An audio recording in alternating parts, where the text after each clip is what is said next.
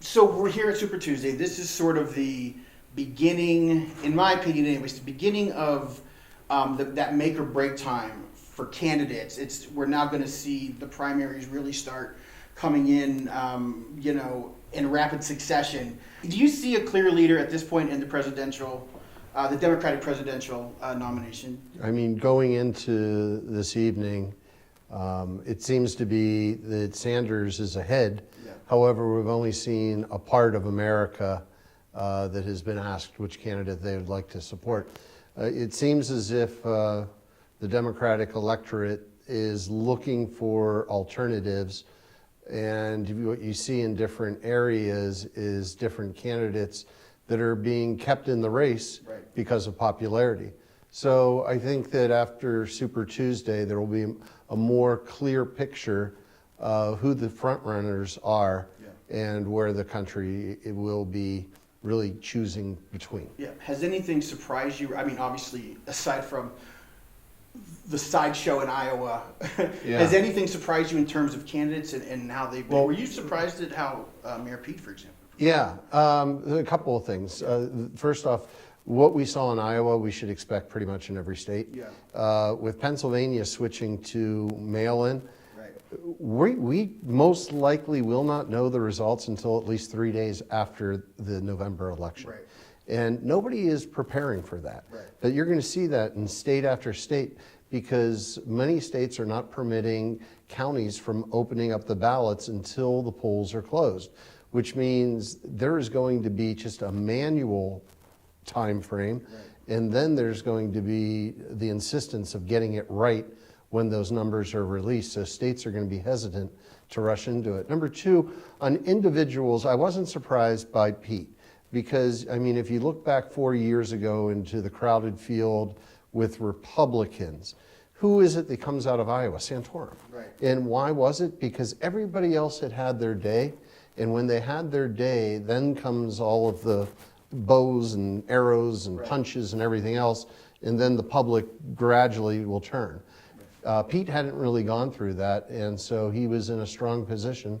Go out of that into New Hampshire, and all of a sudden, he's the target of each of the candidates. And then Klobuchar comes up. Right. So it's sort of a whack-a-mole process. Right. And the person who gets to wear the crown is the one who then gets to have their crown broken by all the other candidates in a crowded field, and then the public looks for somebody else, and you go through that cycle. So I wouldn't call it surprising.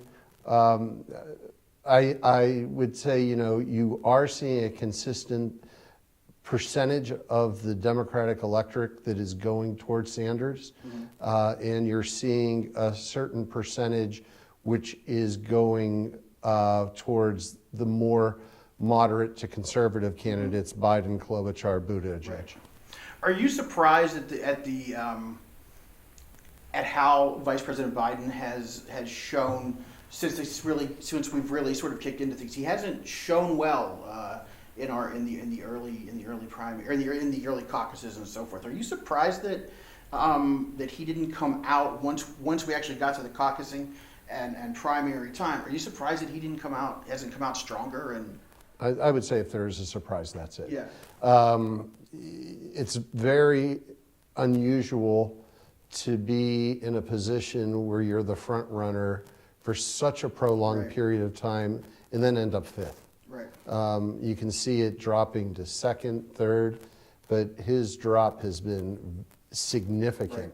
And it's come to the benefit of pretty much all the other candidates. A lot of people say that Buttigieg has been the main beneficiary from that, but it's spread. The Biden support is spread, and it'll be interesting to see how on Super Tuesday, as you see a lot of different types of states, where he ends up, and then throwing over the top rope Mike Bloomberg into that same mix, competing for a lot of that same vote. You have a different dynamic just by that one extra ingredient for Joe Biden. Earlier on, you'd been asked about who you plan to back, and you said at that time that you were sort of leaning between Bloomberg and Bridges. So I actually have a couple of questions about that. But first, I want to ask you just straight up: have you made up your mind yet? No. Did you? Now, I have put out to the campaigns, I think that Pittsburgh is absolutely critical in making a peace between environmentalists and the building trades of labor. And both are the pillars of the Democratic Party, and we can't sacrifice one for the other. We have to find a way to get the Blue-Green Alliance working together. So I've made it a condition on my support that the candidate who supports a moratorium on cracker plant facilities being permitted until we have done an impact statement on the public health, environmental, and economic impacts.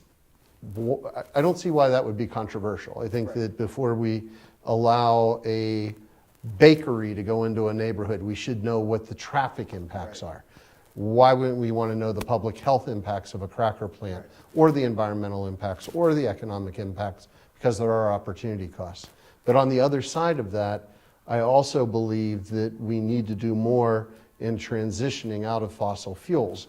So what I've asked candidates is to create an American Marshall Plan, a plan that would invest hundreds of billions of dollars into the areas that have been built around fossil fuels for over 100 years, the areas that build America, and create the jobs before we take the jobs away. In other words, I hear all the time when we want to build housing and we're going to tear down a publicly subsidized housing area, before we have that wrecking ball hit that building, we have to assure that there are places for people to live. Why aren't we doing the same thing with coal miners? How can the Green New Deal justify that it's a just transition when they're not giving people the job before they're taking it away, but saying ban it on day one? So far, no candidate has agreed to that. If one of the candidates would agree to that, whether that means whether Sanders would pivot or Warren would pivot, and they would be willing to say, yes, we haven't looked at this through the lens of Appalachia. We've looked at it through the lens of Brooklyn and Burlington, which it won't affect at all, but we haven't looked at it through Uniontown or Youngstown. If they'd be willing to do that and not say that the Green New Deal was brought down from the mountain and carved in granite, but actually could be and have labor unions, the workers of America, at the table to help to write that, well, then we can bring it together and we can have environmentalists and unions working on somebody's candidacy and not having to choose between one or the other. So nobody else seems to think of this as a major issue. I believe that if we don't resolve it before November, we lose Pennsylvania, we lose Michigan, and we lose Wisconsin. And Donald Trump will be the one deciding our environmental policy. And Donald Trump will be the one deciding workers' rights. Speaking of the Green New Deal and also the cracker plant issue, those are two interesting topics for you, because when you came out and talked about the fact that there need to be a moratorium on cracker plants, you took criticism, of course, from some of your peers in other levels of government who were saying, you know, you're handcuffing us, you're handcuffing our growth. Then when you came out with criticisms of the Green New Deal, then the environmentalists who have always seemed to have been, you know, had your back, they came out. So how do you square those two things up? Because what I see is a party that is dividing itself around an ideology instead of around an implementation. I see the Green New Deal, which 99% of it I agree with. I mean, what can you not agree with? It is a holistic approach to not only being able to recognize and address the biggest challenge of our lifetime, climate change, but do it in a way that provides jobs and opportunities in the future to people, retrains people, provides housing, everything that we would want in one statement. But that's what it is. It's a statement. There's no budget for it. There's no enabling legislation that would change one law. There's no funding. It just says, you know, this is where we need to get to. On the other side, I see the building trades, and those within the unions who are saying, we're going to support a candidacy that says drill, baby, drill. Right. But what they're not understanding is that that has a direct impact on all the development happening in the city. Because all of these companies in tech, in medicine, in engineering, in autonomous vehicles and robotics are trying to recruit people from all over the world. And if our air quality is not good because we've built 5 cracker plants, they just killed the golden goose. Right. And that's their job. I mean, they're not going to be building new buildings. And once that cracker plant's done, there's going to be nothing left. So I have to be able to somehow communicate a message that respects both, but says to both, you've got to work together. You cannot work apart. There's too much at stake here in the fact that 4 more years of President Trump will mean the rest of our lifetimes of a Supreme Court that will never support workers' rights, that will never support environmental rights, and not only that, but 4 more years of going down a path that neither side wants to see happen. How do you get there? You don't get there from trying to convince one side over the other who's right and who's wrong. That only creates division. You get there by sitting, listening to both sides, and trying to find a workable solution. Is it possible? It better be, because if it doesn't happen, we lose. And just finally, to kind of wrap up this whole Super Tuesday, do you think that Pennsylvania's still going to be relevant when it comes to time for the April 28th primary? I think that there are still the candidates in the race that are going to be splitting up these delegate votes. And as you see state by state, you're seeing that division within the Democratic Party exemplified, especially when you start going coastal. And you're going to see that same thing happen as you start getting into the Midwest. And those votes are going to be divided. Pennsylvania is going to become one of the last most critical states.